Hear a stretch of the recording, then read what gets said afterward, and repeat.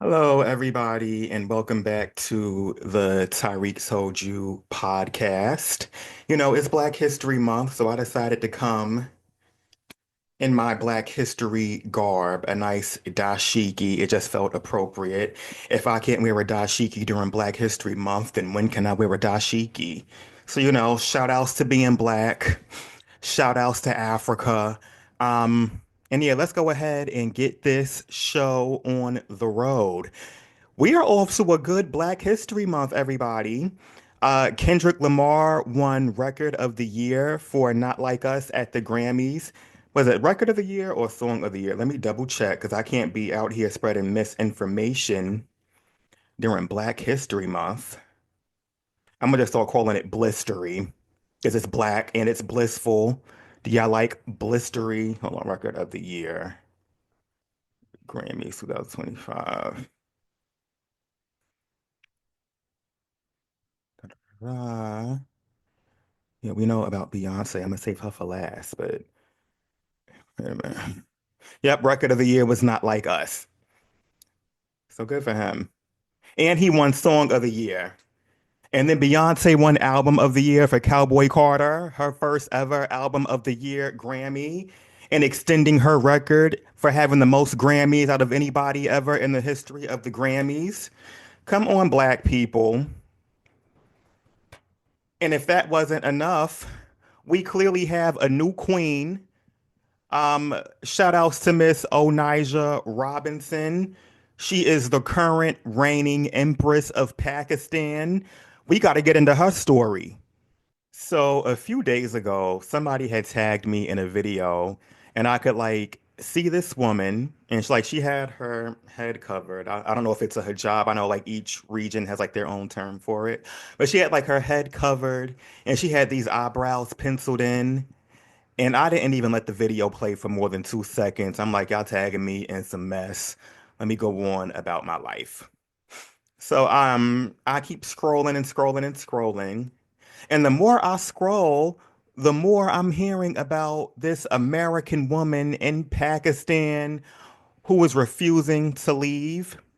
And I'm gonna be honest, when I heard American woman in Pakistan refusing to leave, I was picturing some middle-aged white woman from like one of the middle states who somehow found herself in Pakistan and just doesn't want to go due to her American entitlement. So imagine my shock and surprise when I finally go in to do my own research and realize that the American woman in Pakistan is actually a 33-year-old black woman from the Bronx. The first video I saw of her, I think she was talking to the news and like she's just listing her demands. She's like, I need at least 2,000 every week cash. I need lands. I'm not going nowhere. Shut up. Shut up. Mind your business. No, you talking too much. What? Don't ask me that. I can't answer that question. That's against my religion. No, no, that's against my religion. No, you in my business. That's against my religion. No, no, shut up. All right, we done. Move. We going. It's over. I'm like, wait a minute. Wait a minute. Wait a minute. What's going on? The simulation is glitching again. How the hell did this end up over there? One thing about me, I'm a New Yorker who loves New York and I love people from New York. One of my favorite things in life is watching New Yorkers outside of New York just being New Yorkers. So this woman being in Pakistan, just carrying on the way she is. And the people are like so kind, so patient. They low key love her. She's basically a celebrity at this point. She did a press conference, which first of all, why are they taking her so seriously? But she was doing a press conference. All the Pakistani media was out there.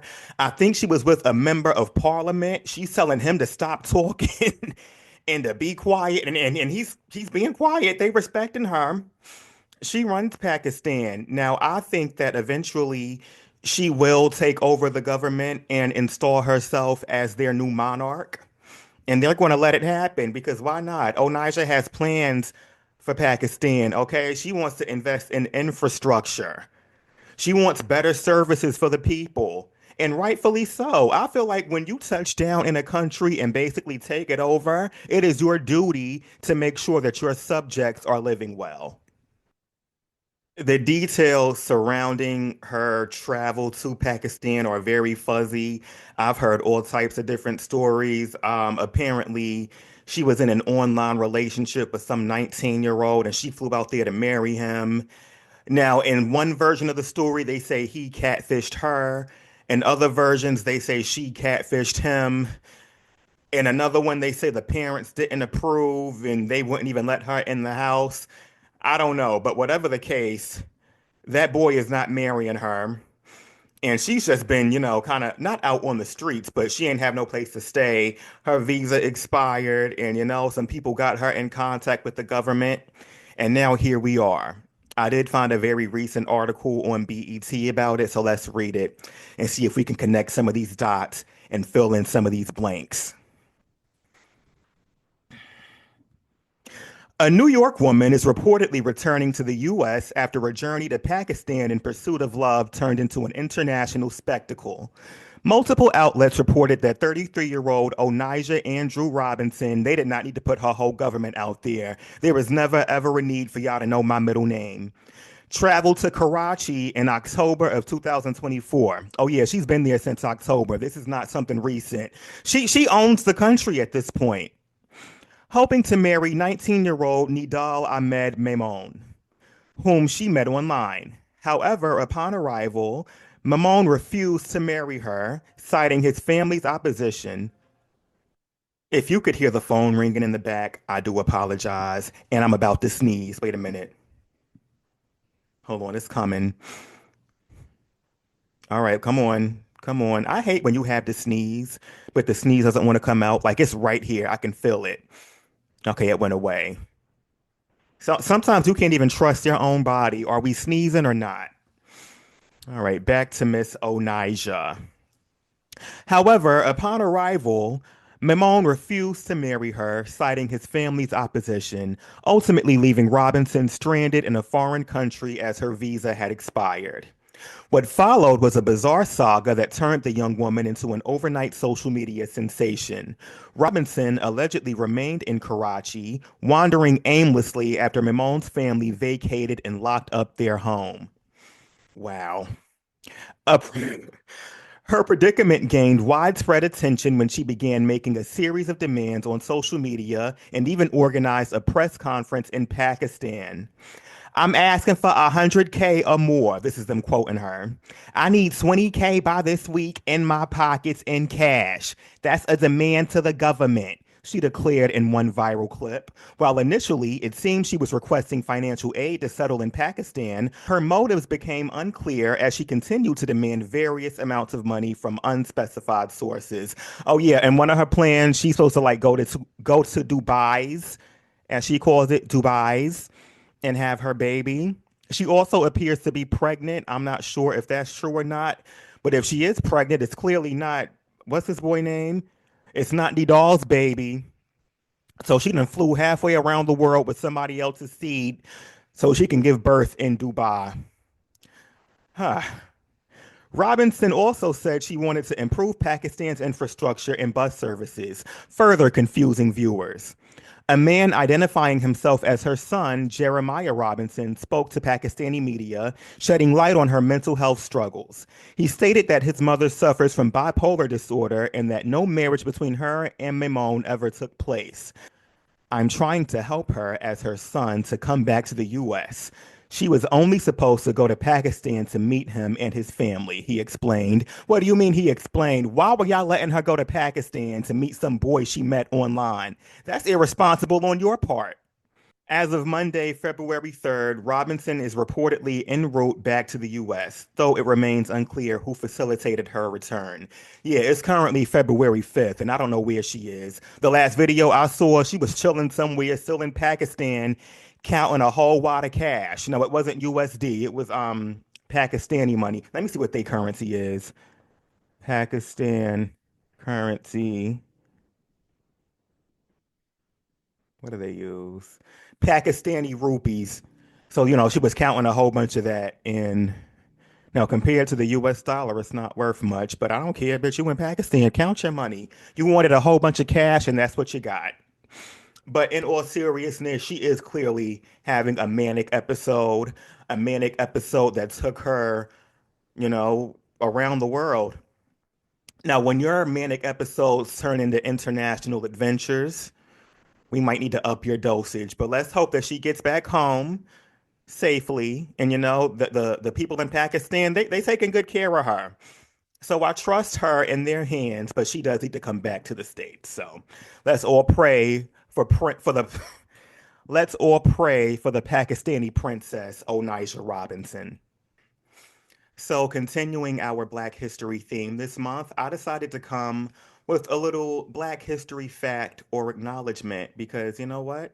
Why not? Like, we need to discuss and uplift and venerate our figures because we come from a very long line of absolutely amazing people and we owe it to them to speak their name. So, this week, I want to talk about Ronald Irwin McNair. Many of you probably haven't heard of him. Some of you maybe have. And if you haven't, it's okay. That's why we're here. We want to learn something today. So, who is Ronald McNair? Ronald Irwin McNair, born October 21st, 1950, he's a Libra, was an American NASA astronaut and physicist. He died at the age of 35 during the launch of the Space Shuttle Challenger on mission STS 51 L, in which he was serving as one of three mission specialists in a crew of seven. Prior to the Challenger disaster, McNair flew as a mission specialist on STS 41B aboard Challenger from February 3rd to February 11th in 1984, becoming the second Black American in space. A little fun fact, the first Black American to go to space was Gwen Guy Bluford Jr., who went up there in 1983 aboard the Challenger. But back to Ronald. Ronald was born in Lake City, South Carolina on October 21st, 1950, big Libra energy, to Carl C. McNair, an auto repairman, and his wife, a high school teacher named Pearl. Growing up alongside his older brother Carl, as well as his younger brother Eric, McNair grew up in a low-income household, his home having lacked both electricity and running water. The family later moved into a better, though still poor quality household following the death of McNair's grandfather. His older brother, writing in a posthumous biography about McNair, described how the family covered the floor and furniture with pots and pans to catch the water dripping through the roof when it rained. Woo! Humble beginnings. In the summer of 1959, McNair refused to leave the segregated Lake City Public Library without being allowed to check out his books. After the police and his mother were called, McNair was allowed to borrow books from the library. The building that housed the library at the time is now named after him. A children's book, Ron's Big Mission, offers a fictionized account of this event. McNair attended Lake City Elementary School and Carver High School, where he graduated as valedictorian in 1967. If we have any valedictorians watching, let me know. You salutatorians, I don't want to hear from you. I'm playing, let me know. Shout outs to education. Stay in school, and you're never too old to go back. Some of y'all need to go back. That's why you can't read. In 1971, McNair received a Bachelor of Science degree in engineering physics, magna cum laude. Oh, this was a smart man. From the illustrious North Carolina A&T in Greensboro, North Carolina. Shout outs to all the HBCUs out there. Y'all know I'm a very proud Hampton alum. Shout outs to Hampton University. Shout outs to me. But no, it's about Rob. It's about Ronald. It's not about me today. All right, North Carolina A&T. At North Carolina A&T, he studied under Professor Donald Edwards, who had established the physics curriculum at the university. In 1976, McNair received a PhD degree in physics from the Massachusetts Institute of Technology under the guidance of Michael Feld, becoming nationally recognized for his work in the field of laser physics. That same year, McNair won the AAU Karate Gold Medal. He would subsequently win 5 regional championships and earn a 5th degree black belt in karate. This man could do anything. McNair received 4 honorary doctorates as well as a score of fellowships and commendations. He became a staff physicist at the Hughes Research Lab in Malibu, California. McNair was also a member of the Omega Psi Phi fraternity. Shout out to the Qs. McNair was a member of the Baha'i faith, which emphasizes the unity of humanity and harmony between science and religion. He first encountered the religion in Lake City, South Carolina, in the 1960s and remained a lifelong adherent. McNair even carried a book of Baha'i prayers with him on the Challenger mission, reflecting his commitment to the faith.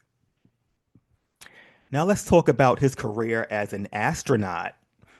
In 1978, McNair was selected as one of 35 applicants from a pool of 10,000 for the NASA astronaut program. He was one of several astronauts recruited by Nichelle Nichols as part of a NASA effort to increase the number of minority and female astronauts. McNair flew as a mission specialist on the STS-41B aboard Challenger from February 3rd to February 11th, 1984, becoming the second African American to fly in space. Following the STS-41B mission, McNair was selected for STS-51L as one of three mission specialists in a crew of seven.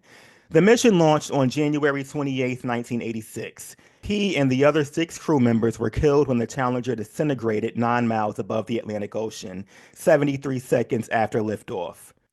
McNair was initially buried at Rest Lawn Memorial Park in Lake City, South Carolina. His remains were disinterred in 2004 and moved to Ronald E. McNair Memorial Park, located elsewhere in Lake City. McNair was also an accomplished saxophonist and a jazz enthusiast. So, yeah, he was a very, very well rounded figure. So, fun fact, Ronald McNair has a whole bunch of monuments all over the country, including one right here in Brooklyn, New York. So, if you're from Crown Heights or just Brooklyn in general, by Prospect Park, where the entrance to the Brooklyn Museum is, right across the street, like between Washington Avenue and I think it's Classon, there's like a little triangular park. That's Ronald McNair Park. That park was dedicated to him. And there's like a little monument in there too. So, go pay it a visit. Go, just chill out over there and, acknowledge Ronald. And I don't know, shoot, maybe go to space or something. But yeah, shout out to Ronald McNair. We are now in the Tell It to Ty portion of the show. So let's get started. I'm getting like more and more submissions every week. Thank you guys so much for contributing because like now I feel like y'all are part of the podcast and I feel closer to you all. It's like we're just all chilling in the same womb together, just waiting to be born, waiting for mama to go into labor. And when she pushes me out, I'm gonna tell her everything that y'all told me because that's just the type of person I am. So anyway, back to Tell It to Ty. This submission, I'm not gonna say your name. Never mind. Should I start making should I start making up names or is that too much like the Reed? Shout out to the Reed, by the way. We love them. Kid Fury, Crystal, and all the girls. I'm like, well, it's just them two. Well, shit, shout outs to everybody. Anyway, let's get into this submission. Here's some business. I had an affair with a man 15 years younger, and then he left his relationship but started a new one. Eventually, someone told the new girl that the whole 2 years they were together, he was cheating and sent her proof somehow. He moved he moved in with her, then because I guess she decided having a man was more important than loyalty. I don't get it. We were doing good, but now we're having some punctuation issues. Bear with me, y'all. Hold on. He moved in. See, it says he moved I, period. I think you mean he moved in. Yeah. He moved in with her then, BC. I guess she decided having a man was more important than loyalty. I do not understand this sentence. We went no contact for a while, but are back in the interaction mode. I don't even feel bad because how can you know and just don't care? She put, how can you know and just shrug emoji? I'm the side chick with no guilt. Okay, this was more of a confession. You're not really asking any questions. You clearly don't need any advice. Hey, you know you're the side chick. You've been fucking on this man for two relationships now. He's clearly not going to stop cheating. You clearly not going to stop getting cheated with. Hey, just rock out, I guess. Be responsible, be safe. I hope you can fight because, I'm always an advocate of when you catch your partner cheating, you should be mad at the partner, not the other person. But in real life, it doesn't always work out that way. And sometimes the cheatee will become violent with, the person being cheated with. So just be mindful of that. Maybe keep you a little gadget in your purse just in case. And, it's clearly some good dick. You keep on taking it. So, hey. Shout outs to you. All right, let's get into this next submission. So, I met this girl on the plane last year coming back to New York. We had a nice conversation and decided to exchange contacts to hang out in the future. So, during our casual phone conversations, one thing we had in common that stood out is that we are both bisexual. We're both also looking for deeper connections, whether it's friendship slash friends with benefits and or intentional dating. So, to get to know each other a bit better before we met in person, we followed each other on Instagram. After scrolling through her pictures, I noticed that she had two siblings, a sister and a brother. Now, I don't know what games the universe is trying to play because I absolutely hooked up with her brother about 10 years ago, multiple times, met him on an app, and had plenty of fun times back then. So now I'm terrified and don't know what I should do. Should I tell her? Should I end it with her? He also doesn't look obviously out, but she did say she was close to her siblings, so she may know about him already. Thoughts? Wow, that was a good one. That's a good one. Send in more submissions like that. All right. So it sounds like we're in a bisexual lust triangle, but but there's siblings involved. Mm. There's so much happening here. So, like, you and this girl, y'all are interested in like dating or whatever.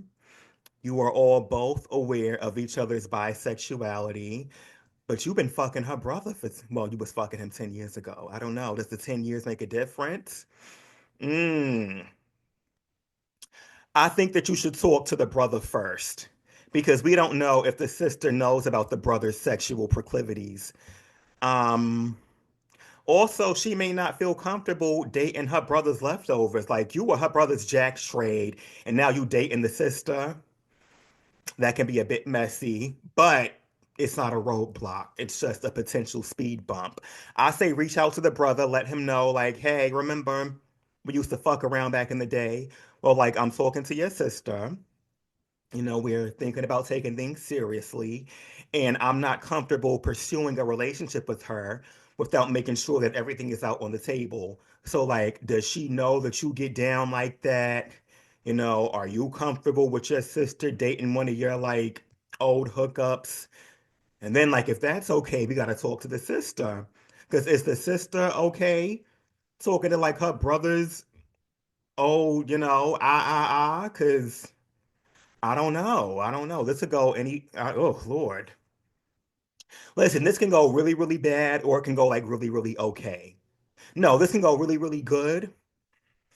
Listen, this can go really, really well, or it can just go like kind of okay. I don't think it's going to go bad, but like the worst possible outcome is that she doesn't want to deal with you because, you was messing with her brother. And the best outcome is like, she can get past it. And now that's just like another layer of transparency that y'all have. Now, like just being totally realistic, I don't know too many people who want to date somebody that already fucked on their siblings. Just being honest, that's kind of weird. You've been inside of both of us, or he been inside of you. I don't know who's doing what, but you are right to feel a little nervous and anxious, but I do think it's doable. You just got to have these conversations. Talk to the brother first, and then make your way on over to her. So, good luck. Let me know how it goes. We clearly have an open line of communication. So keep me updated. All right. We're going to do one more submission for the day. Hey, Tyreek, here's a question. I'm 27 and never been in a relationship, as in virgin as fuck type of never been in a relationship. What would you recommend to meet, attract, and keep a good man? Much love from France. All right, there's a lot going on here. A whole lot. One, you've never been in a relationship. Two, you're a virgin at 27. And you asking me how to teach you how to,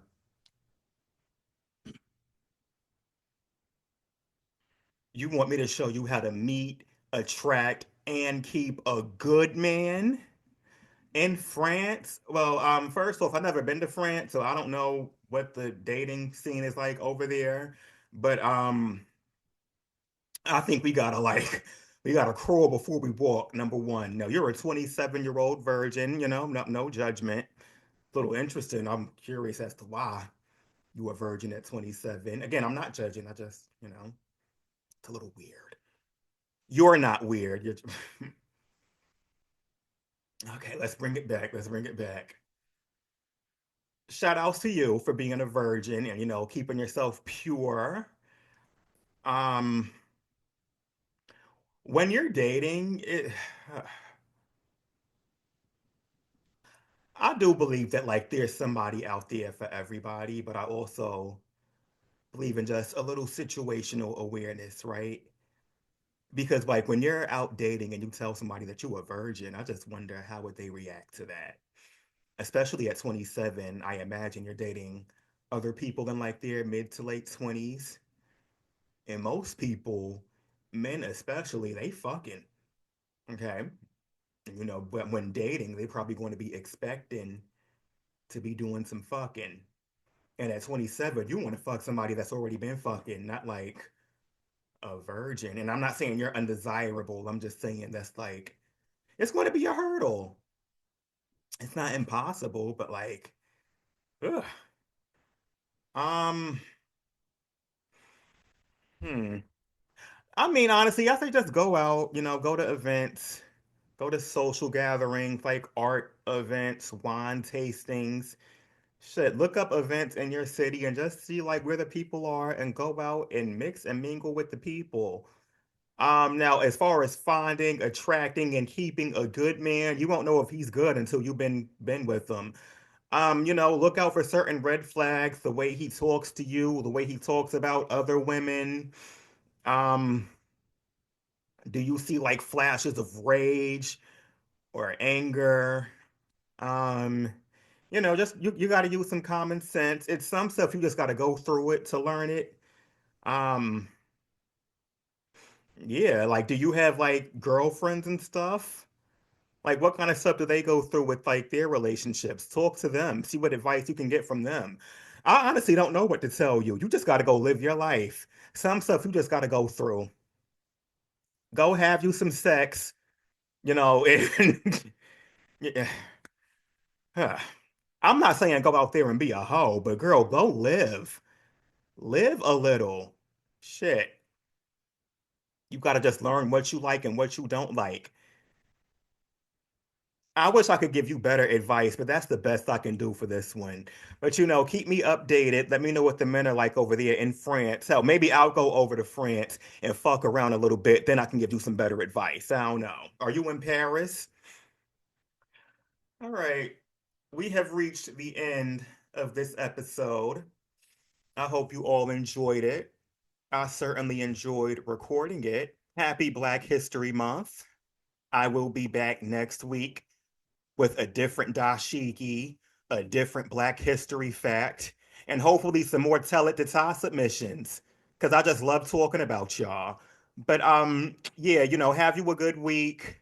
If the news is making you sad, stop watching it. Because you know what? You deserve a mental health break. Also, a lot of this stuff is out of our control at this point. I know it sucks to say, but hey, you got to prioritize yourself. Um, I actually will be featured on some other podcasts and like other YouTubes later on this week. So keep an eye out for that. Uh, what else? What else? Just stay beautiful. Book you a flight to Pakistan. And yeah, that's it. Have a good one.